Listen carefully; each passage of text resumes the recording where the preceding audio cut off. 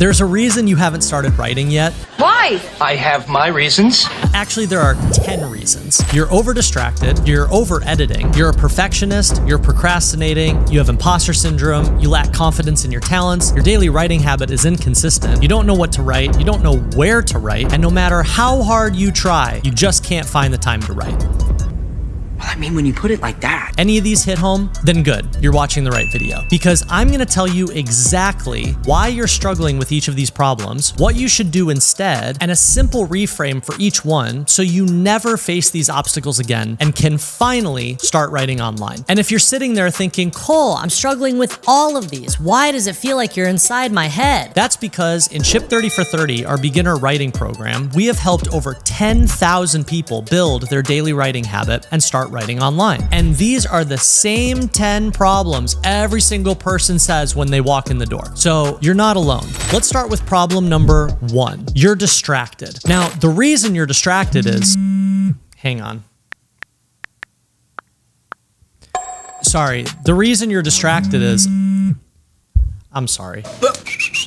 The reason you're distracted is you haven't chosen your sacred hours. This is the time of day when you are most productive and least responsive. Doesn't matter if you're a busy college student or a parent with 2 toddlers and a demanding day job. Anyone who wants to write or wants to do any kind of deep work that matters to them needs to choose their sacred hours. It might be first thing in the morning, early. It might be around lunchtime, maybe when work calls are slow, or it might be late at night after the kids have gone to bed. The point is, since we live in a distracting society, you will continue to be distracted until you choose a time of day when being distracted is no longer an option. So what I like to do, send yourself a calendar invite, label it sacred hours, and start with a 30-minute meeting with yourself, then work your way up to a 60 or 90-minute meeting with yourself. And that is when you're gonna do your writing. Problem number 2, you're over-editing. Especially in the beginning, editing is overrated. Hang on, actually, I feel like I want to say, especially in the beginning, editing isn't important. Should I say important? Editing is a waste of time. Maybe I should say, especially in the beginning, should I say important? Just like this little skit I'm doing here for you. Huge waste of time. Sorry for wasting your time. So many writers struggle to finish their drafts, let alone finish a single paragraph, because they're stuck in this never-ending game of swapping out adjectives, and none of it matters. I promise the reason readers aren't giving you their attention isn't because you use the word overrated instead of important. And I want you to write this down somewhere as a reminder to yourself for the next 20 years. In the beginning, editing is pointless because you don't know what to edit for yet. There are only 3 types of edits that make a meaningful difference for readers. Structural, are you using the right format to communicate? Organizational, are you presenting your ideas in the right order? And contextual, do you need to give the reader more context to maximize their understanding? Or are you giving them too much context and it's subtracting from their understanding of the core idea? And in the beginning, you don't know the answers to any of these questions because you haven't gotten your ideas in front of readers yet, which is why, fun fact, almost everything I write on the internet, I write and publish without editing because I don't want to edit in a vacuum based on what my intuition wants. I want to edit based on what readers want. So stop editing, write it, publish it, see what people think of the idea, and refine from there. Problem number 3, you're a perfectionist. So I'm going to give you a little tough love here. And I love the way my co-founder Dickie Bush puts this. You are not a perfectionist. Your ego is just scared of feedback. If you really were a perfectionist, you would be working 10 times as hard and talking to 10 times as many people trying to improve whatever you're currently procrastinating putting out. So actually, you're not a perfectionist. You're just using being a perfectionist as a defense mechanism to protect yourself against someone reading your writing and not liking it, or having to face the reality that you might not be as good of a writer as you think you are. And I know because for years, I struggled with this too. And I would hide away in my studio apartment and write by myself, over-editing like a madman, pretending I was the next Ernest Hemingway, and guess what? My writing didn't get any better, and for years, I never hit publish. The only thing that cured my self-proclaimed perfectionism was action. In 2014, what I did is I challenged myself to write 1 Quora answer per day, every day, for a year straight. I didn't care if some giant outcome happened, I just wanted to get comfortable sharing things that weren't perfect. And guess what? Not only did I become a much better writer much faster. But by the end of the year, out of 200 million users on Quora, I had become the most read writer on the entire platform, publishing answers I didn't think were perfect, but went on to generate hundreds of millions of views and get republished in major publications like Forbes, Inc., and Time magazine. So no, you're not a perfectionist. You're just afraid of getting feedback on your writing, which is why in Ship 30 for 30, our entire approach is to practice in public. It's the only guaranteed way to overcome perfectionism once and for all. Problem number 4, you're procrastinating. You think tomorrow's idea is going to be better than today's idea, or you think you don't have enough time to really dig into it, so it's not even worth starting. Whatever the reason is, all roads lead back to the same faulty belief. You think the future is going to be easier than the present. You think you'll be less busy. You think you'll have more time. You think you'll be more inspired. Blah, blah, blah. None of these turn out to be true, ever. So what's the solution? Well, just like perfectionism, the only solution is action. You either figure out how to get your writing done while being busy without having a ton of free time, and even when you don't feel like the most inspired version of yourself, or you don't.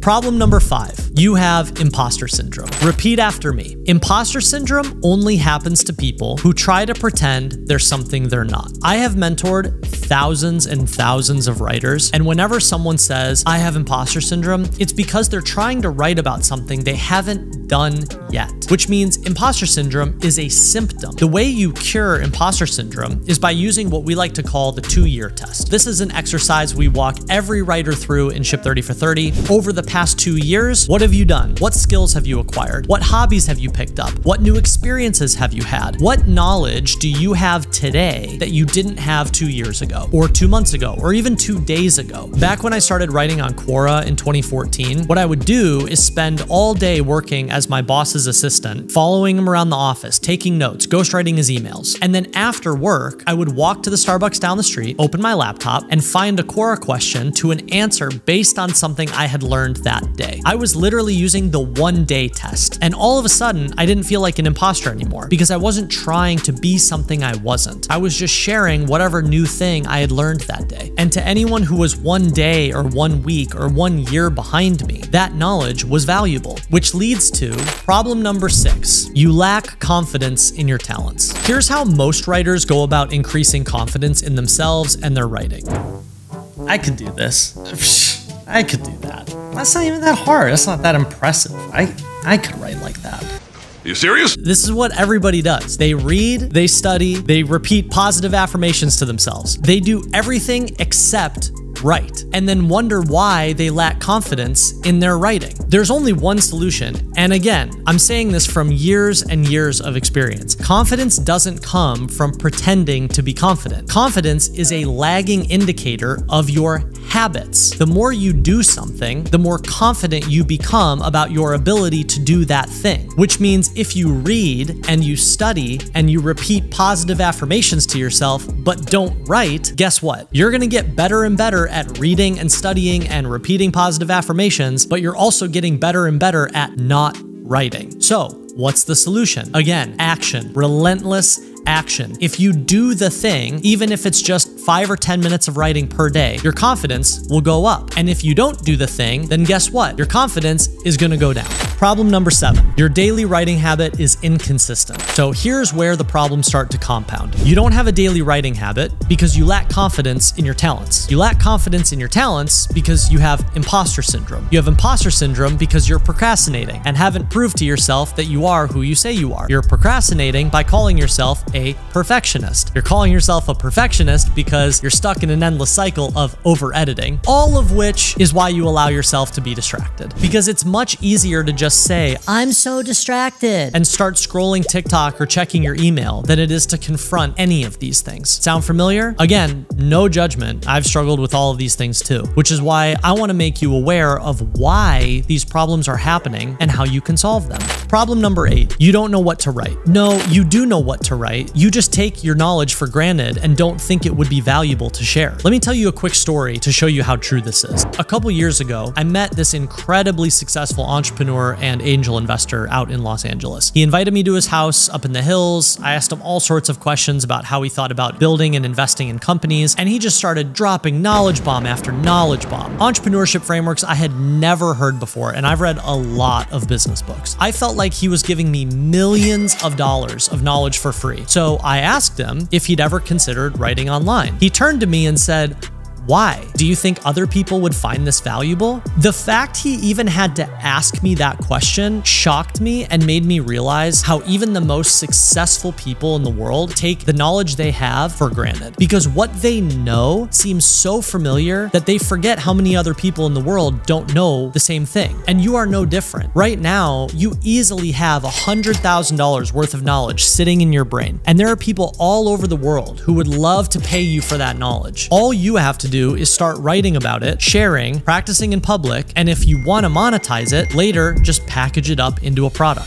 Problem number 9, you don't know where to write. Okay, let me just give you the answer. The 4 best platforms to attract readers and build an audience for your writing today are X, aka Twitter, LinkedIn, Medium, and Quora. The reason is because all 4 of these platforms are text-first social platforms with hundreds of millions of users. And I know what you're probably thinking, these platforms are too saturated. I'm late to the party. It's impossible to find readers. I have 0 followers, right? Wrong, wrong, wrong. Every year people say this, and every year new creators find success on these platforms. And what you probably don't know is that follower count has never mattered less. Social algorithms today barely even take followers into consideration. If you notice, your feed isn't showing you content from the people you follow. It's primarily showing you content from people you don't follow, but whose content is similar to what you engage with, which is how you can have 100 followers and still go massively viral. Like my co-founder Dickie did here. This was his very first LinkedIn post ever, back when he had less than 100 followers, and ended up getting over 500,000 impressions. Because when you write something that is clearly resonating with people, it's the platform's job to distribute it to more and more people, which is why writing online is a game anyone can play and anyone can win.